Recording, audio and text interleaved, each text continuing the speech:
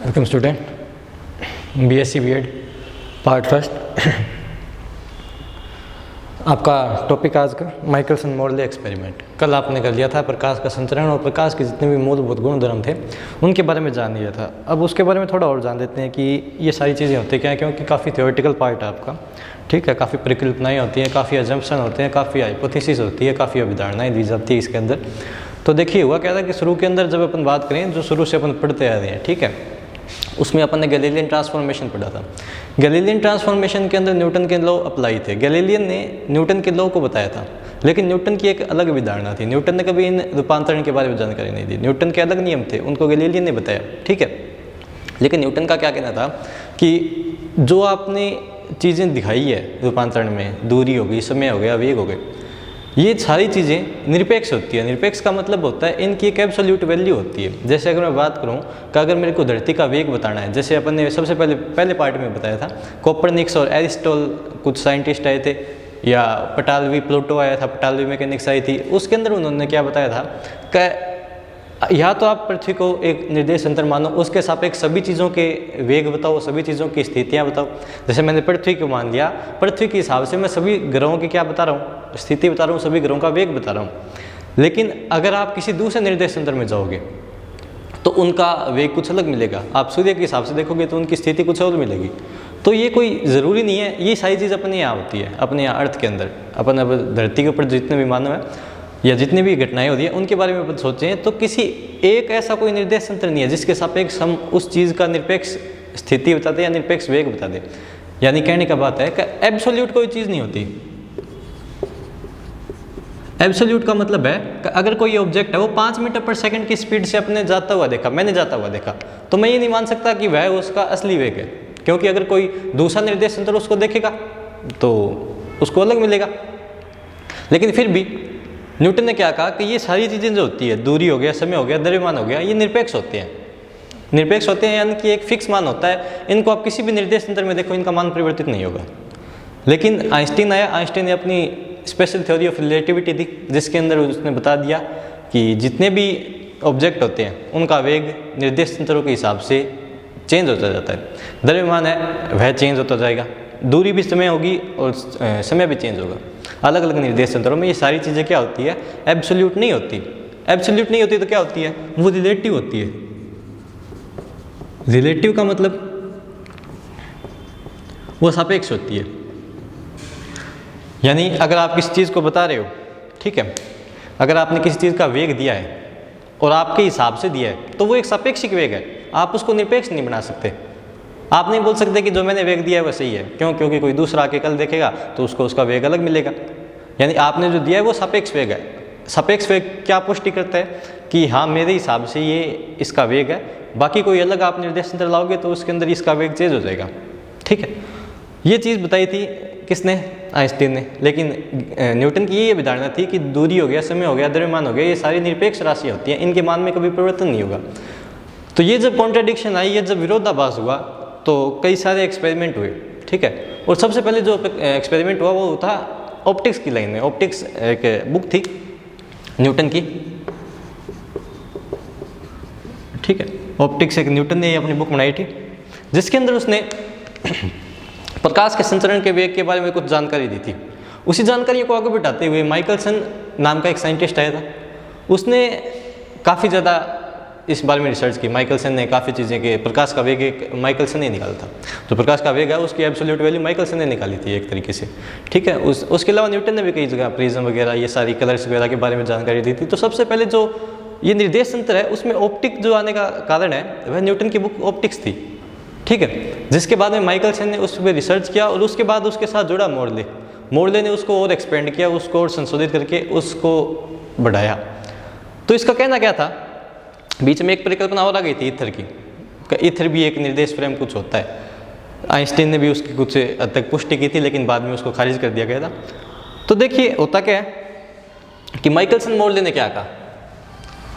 Michelson ने Einstein की बात का जिक्र करते हुए, वैसे तो आइंस्टीन बाद में आया था, माइकलसन पहले था, ठीक है। 19वीं शताब्दी की बातें चल रही है एक तरीके से, 1905 की, ठीक है। तो माइकलसन ने कहा कि जो ऑब्जेक्ट होते हैं, ठीक है, उनका आप अगर सापेक्षिक वेग निकालना चाहते हो कि आप बोलते हो कि कोई ऐसा तंत्र ही नहीं है, ऐसा निरपेक्ष तंत्र नहीं है जिसके हिसाब से मैं सभी चीज़ों का वेग बता दूं। न्यूटन ने कहा था सारी चीज़ें निरपेक्ष है, भी आप जितनी भी चीज़ें हैं उनका एक फिक्स वैल्यू होती है, चेंज ही नहीं होगी। लेकिन गैलीलियो ने कहा कि भाई गैलीलियो ने कहा कि जितने भी चीज़ें होती हैं उनका सापेक्षिक वेग होता है, उनका निरपेक्ष वेग होता ही नहीं। आप उनको अलग अलग निर्देश तंत्रों के हिसाब से उनका वेग बता सकते हो, उसका कोई फिक्स वेग नहीं बताओगे। अलग अलग निर्देश तंत्रों में उसका वेग तो चेंज होता जाएगा। तो माइकलसन ने कहा कि क्या कोई ऐसा निरपेक्ष तंत्र है जिसके हिसाब से निरपेक्ष वेग निकाला जा सकता है, कोई सापेक्षिकता की बात ही नहीं। ठीक है, सापेक्षिकता आइंस्टीन ने बाद में निकाली थी जब ये माइकलसन मोरले एक्सपेरिमेंट फेल हो गया था। अगर ये सही हो जाता तो अगर ये माइकलसन मोरले एक्सपेरिमेंट सही हो जाता तो आइंस्टीन की रिलेटिविटी नहीं आती। तो माइकलसन ने क्या कहा कि मैं एक ऐसे निर्देश तंत्र की खोज करना चाहता हूँ जिसके हिसाब से सभी चीज़ों का निरपेक्ष वेग निर्धारित किया जा सके, कोई सापेक्षिकता का रोल ही ना हो। तो इसके लिए ईथर की परिकल्पना आई थी, ल्यूमिनिफेरस ईथर, प्रकाशवाही ईथर की एक परिकल्पना आई थी कि एक ऐसा माध्यम है जो स्थिर बैठा हुआ है, उसके अंदर सारी चीज़ें मूवमेंट करती है। तो उसी को आधार मान के माइकलसन मोरले ने अपना एक्सपेरिमेंट किया था जो कुछ इस प्रकार था। उसमें देखिए उसने क्या किया था कि किस तरह के उसने अपनी थ्योरी बताई। देखिए दो थ्योरी थी माइकलसन ने कही थी कि आपके पास ईथर है समस्त ब्रह्मांड में, ठीक है, वो कुछ इस तरीके से फैला हुआ है। तो भी अगर कोई ऑब्जेक्ट इसके अंदर मूव करता है, ठीक है, तो एक परिकल्पना तो ये थी कि ये जो पिंड है ये इस ईथर को अपने साथ घसीटेगा। क्यों? क्योंकि ये ईथर काफ़ी इलास्टिक है और काफ़ी ज़्यादा क्या है, कम घनत्व वाला है। तो एक चीज़ तो ये थी। दूसरा ये था कि ईथर है वो समस्त ब्रह्मांड में फैला हुआ तो है, लेकिन जब इसके अंदर कोई भी चीज़ गति करेगी, ठीक है, तो इस ईथर के ऊपर कोई इफेक्ट नहीं होगा। यानी अगर ये पिंड है ये गति करता जा रहा है तो ये ईथर के ऊपर कोई दबाव नहीं डालेगा, ईथर अपनी जगह स्टेबल रहेगा, ईथर कहीं नहीं जाएगा। तो दूसरी परिकल्पना को, इस वाली परिकल्पना को सही मानते हुए माइकलसन ने अपना एक्सपेरिमेंट किया। उसमें देखिए क्या किया उसने।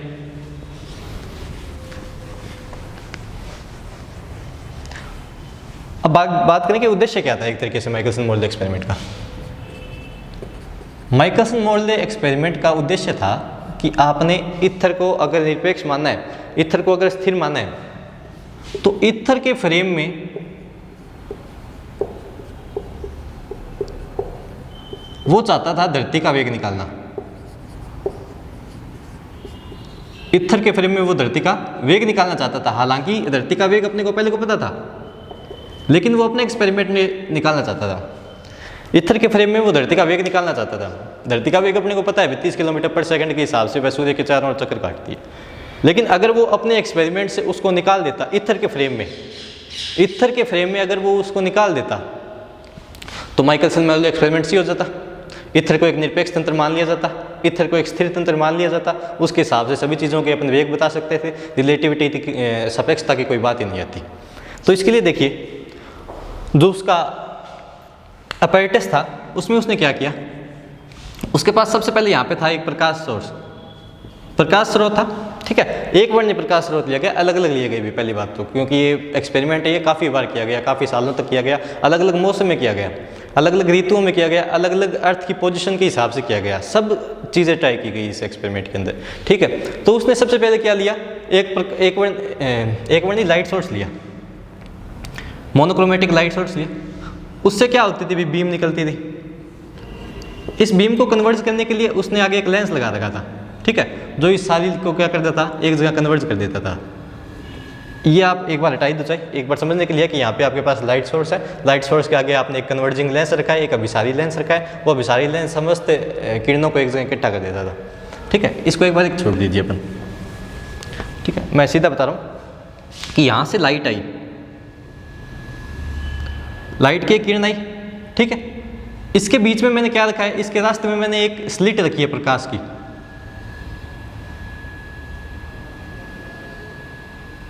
इसके बीच में क्या रखी थी, मैंने एक स्लिट रख दी, ठीक है। और स्लिट कैसी है, सेमी ट्रांसपेरेंट स्लिट है। सेमी ट्रांसपेरेंट का मतलब हो गया अर्धरजित होगी, हाफ सिल्वर्ड होगी, आधी लेपित है, पूर्ण लेपित नहीं है, आधी लेपित, ठीक है। और ये कितनी डिग्री पे झुकी हुई है, 45 डिग्री कोण के ऊपर झुकी हुई है। हाफ सिल्वर्ड प्लेट है, ये 45 डिग्री कोण के ऊपर झुकी हुई थी, ठीक है। अब जब इसके अंदर क्या होगा, ये प्रकाश किरण क्या करेगी, इसके ऊपर टकराएगी।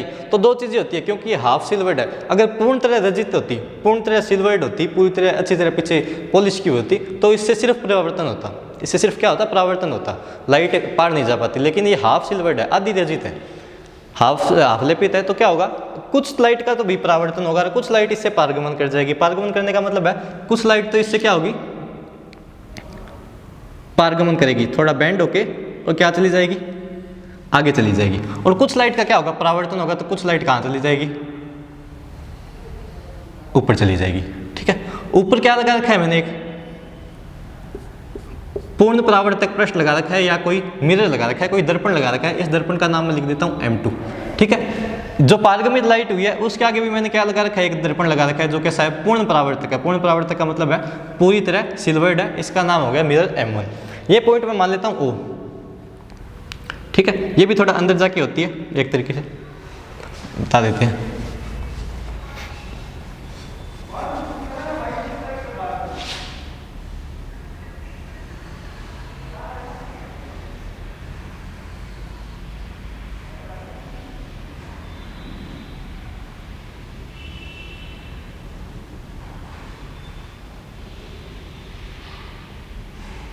ठीक है, ये पॉइंट आपका O होता है।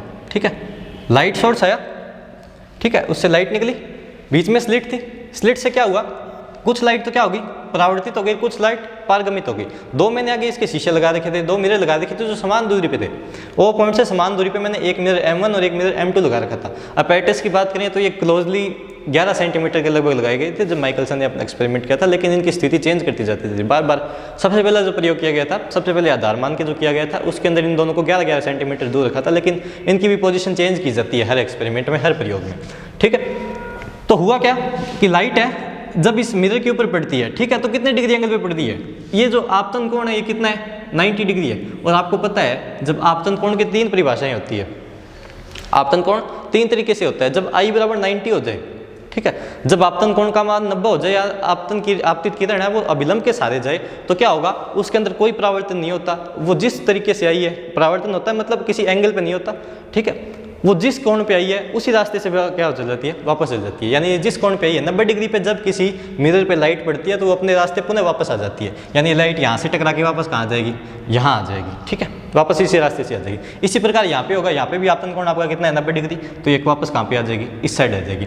अब इस साइड आएगी तो वापस ही होगा भी लाइट या तो क्या हो, इससे परावर्तित होकर नीचे चली जाएगी। लाइट क्या हो सकती है, इससे परावर्तित होकर कहाँ चलेगी, नीचे चलेगी। या ये हो सकता है ये लाइट यहाँ से पारगमित करके इस साइड चली जाए, दोनों ही बात हो सकती है, इसमें कोई दिक्कत नहीं है। ठीक है, जो यहाँ आएगी उसको अपन एक बार देख लेते हैं, जो सामने चलेगी उसको अपन एक बार टाल देते हैं। वैसे ये लाइट जब यहाँ से टकरा के वापस आई तो एक तो ये है कि भी इसको पारगमित करके नीचे चली जाए, ये इसको पारगमित करके थोड़ा बैंड होके कहाँ चली जाए, नीचे चली जाए।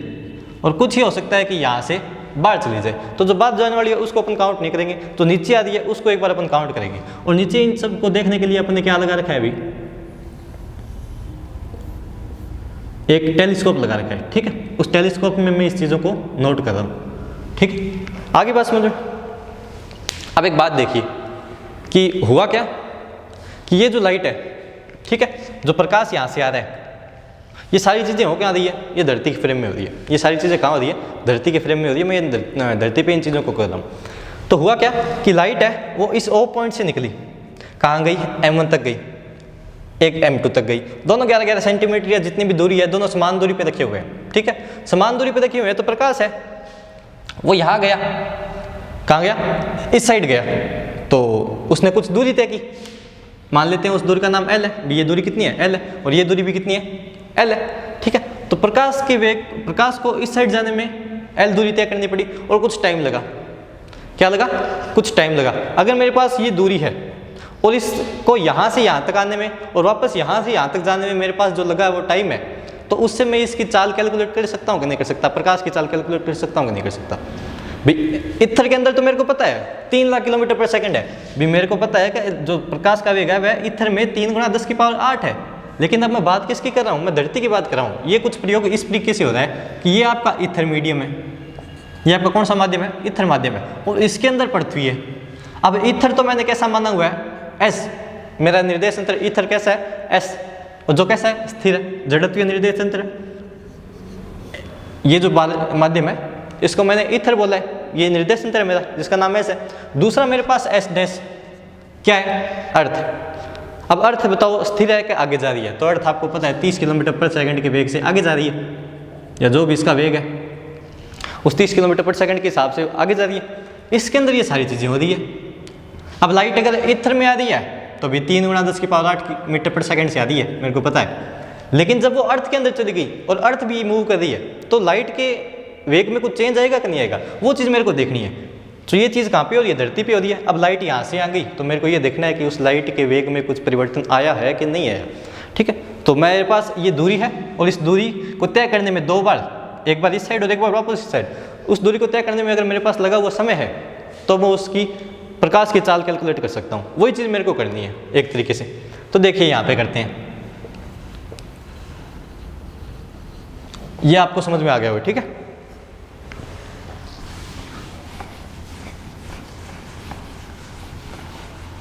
अब ईथर में अलग क्यों होगी, धरती में अलग क्यों होगी, ये तो आपको पता है ना कि प्रकाश का वेग तो एक सा ही रहना चाहिए। लेकिन गैलीलियन रूपांतरण तो क्या कहता है, अलग अलग माध्यम में अलग अलग होगा, जो अपन ने कल पढ़ा भी था, ठीक है।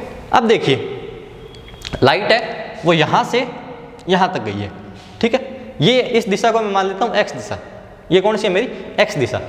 और आपका जो भी अर्थ है, अर्थ के हर पॉइंट पे अलग अलग होगा। भी अर्थ धरती पे आपने किस तरह से उपकरण को रखा हुआ है वो मायने रखता है। भी आपने ग्लोब के अंदर उपकरण को इस प्रकार रखा हुआ है या उसको हॉरिजॉन्टल रखा हुआ है, वो भी मायने रखता है। तो मैंने मेरे उपकरण को धरती के क्षैतिज दिशा में रखा हुआ है, यानी ये जो दिशा है, जिस दिशा में अर्थ घूम रही है क्षैतिज दिशा में, उसी दिशा में मैंने अपने उपकरण को रखा हुआ है, यानी एक्स दिशा में रखा हुआ है, उसके समांतर रखा हुआ है, धरती के वेग के समांतर रखा हुआ है मैंने मेरे उपकरण को। तो ये दूरी तय कर रहा है कौन, प्रकाश। तो ये दूरी तय करने में जो आपके पास समय होगा वो आपको समय निकालना है। तो देखिए आपके पास गैलीलियन रूपांतरण समीकरण होती है, जिसके अंदर होता है, समीकरण लिख रहा हूं मैं, गैलीलियन रूपांतरण समीकरण वेग की, mu x dash small V x minus capital V. तो भी वी एक्स तो हो गया एस डैश निर्देश तंत्र में। अब एक बात देखो, ध्यान रखो कि ये आपका एस डैश है अर्थ, और आपका जो ईथर है वो एस निर्देश तंत्र है। तो लाइट एक बार तो एस निर्देश तंत्र में आ रही है और फिर बाद में कहाँ जा रही है, एस डैश में जा रही है। एक बात आ गई समझ में, ठीक है। तो एस निर्देश तंत्र में प्रकाश का वेग कितना है, तो वो तो 3 × 10⁸ c है, पूरा कितना है c, ठीक है। एस डैश में जाएगा तो गैलीलियन रूपांतरण के हिसाब से उसके वेग में चेंज आ जाएगा, तो प्रकाश का वेग कितना हो जाता है, c डैश हो जाता है। और ये v क्या है, s के अपेक्षा s डैश जिस वेग से आगे जा रहा है यह वह वेग है, तो धरती का वेग कितना है, v। आगे बात समझ में। अब इस चीज़ को देखते हैं, देखिए दूसरी समीकरण है y दिशा में, तो म्यू y डैश प्रकाश का वेग s डैश निर्देश तंत्र में y दिशा में, प्रकाश का वेग s निर्देश तंत्र में y दिशा में। दो आपके पास समीकरण है जो महत्वपूर्ण है, ठीक है। तो देखिए सबसे पहले मैं इस दिशा की बात करता हूँ, x दिशा की। x दिशा में लाइट आई कहाँ से, ईथर से, कहाँ पे गई, अर्थ में गई, और अर्थ क्या है, खुद आगे जा रही है। तो देखिए mu x dash, S dash कौन सा है, अर्थ है। अर्थ के अंदर लाइट की चाल कुछ क्या हो जाएगी, अलग हो जाएगी। कितनी हो जाएगी, सी डैश मान लेता हूँ, या म्यू एक्स डैश ही लिख देता हूँ। लाइट आई देखो, ठीक है, लाइट बाहर से आई सी, यहाँ पे आई कुछ वेग परिवर्तन हो गया, सी से म्यू एक्स डैश हो गया, क्योंकि एस डैश निर्देश तंत्र है मेरा, ये एस था, एस में लाइट की स्पीड सी थी, एस डैश में म्यू एक्स डैश होगी, और ये कितनी स्पीड से जा रहा है, वी स्पीड से। तो एक्स दिशा के अंदर इसकी समीकरण क्या बनेगी, देखिए क्या बनेगी, वी, देखिए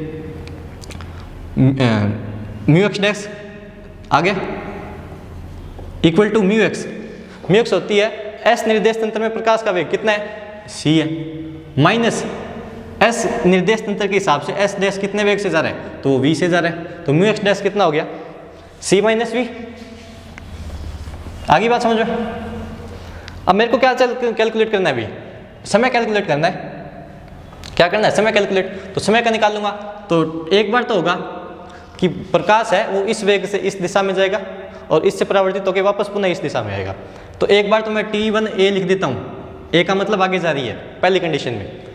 तो कितना होगा, समय क्या होता है, दूरी बटे चाल, दूरी कितनी है, l, और किस चाल से गया है प्रकाश, यहाँ से यहाँ तक जाने में कौन सा वेग अपना है, ये वाला, तो c माइनस वी, पहली बात। अब वापस यहाँ से यहाँ आएगा, तो देखिए वापस आने में दूरी तो वही है, वेग क्या हो जाएगा, वेग अब की बार क्या हो जाएगा अभी, पहले तो धरती है वो कहाँ जा रही थी, आगे जा रही थी। अब क्या हुआ, ईथर के फ्रेम में देखोगे, ठीक है, ईथर के फ्रेम में देखोगे तो लाइट यहाँ से वापस उल्टी साइड आ रही है, लाइट कहाँ आ रही है, उल्टी साइड आ रही है, यानी एक तरीके से जो प्रकाश का वेग है वो प्लस में आ जाएगा। कितना आ जाएगा, प्लस में। इसको एक बार देखो, बताता हूँ चलो।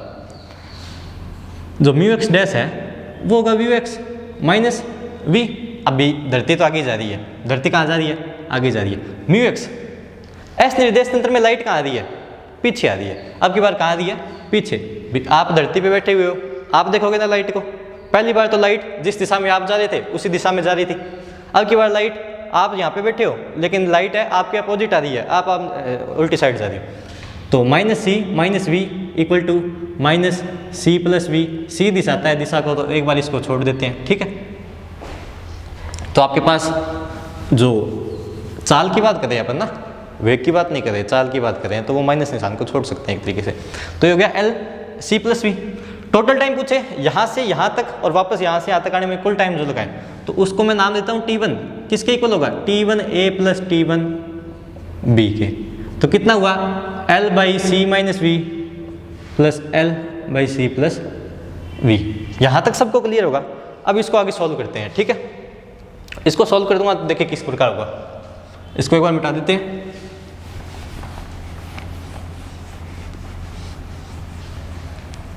इसको सॉल्व करिए, क्या आएगा अभी,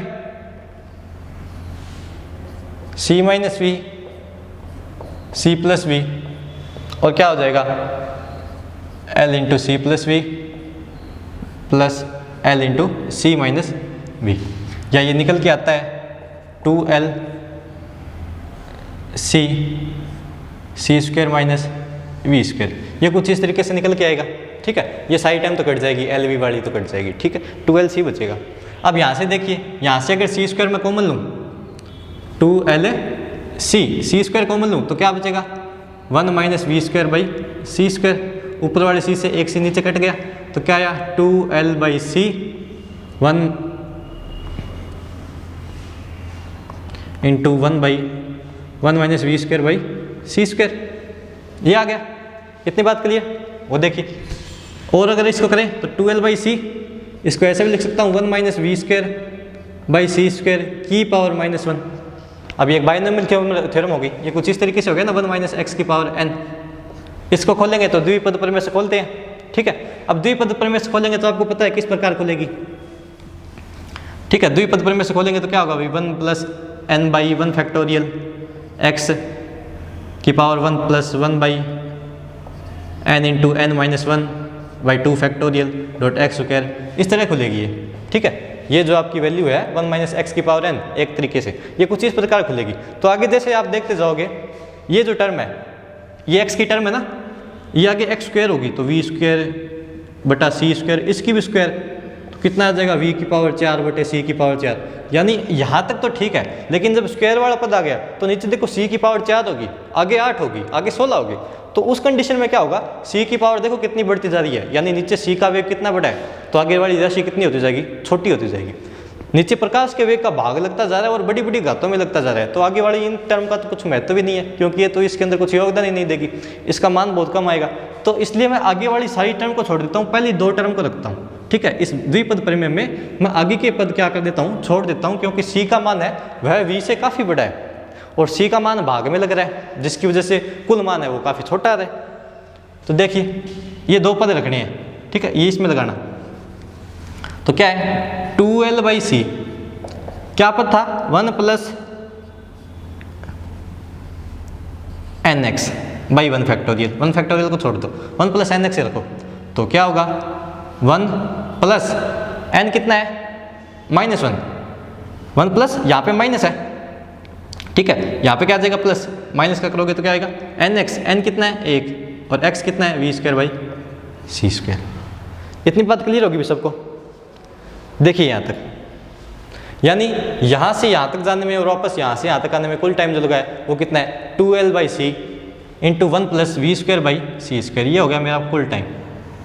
x दिशा में प्रकाश को तय करने में, दूरी तय करने में जो टाइम लगा है दोनों बार आगे और पीछे वाली दोनों साइड वो इतना लगा है 12/c इंटू 1 + v²/c²। इसको भाई एक बार साइड में रख लेता हूँ, यहाँ पे नोट कर लेता हूँ मैं इसको। t1 जो टाइम है वो है 12/c इंटू 1 + v²/c²। बाकी इसको मिटा देता हूँ।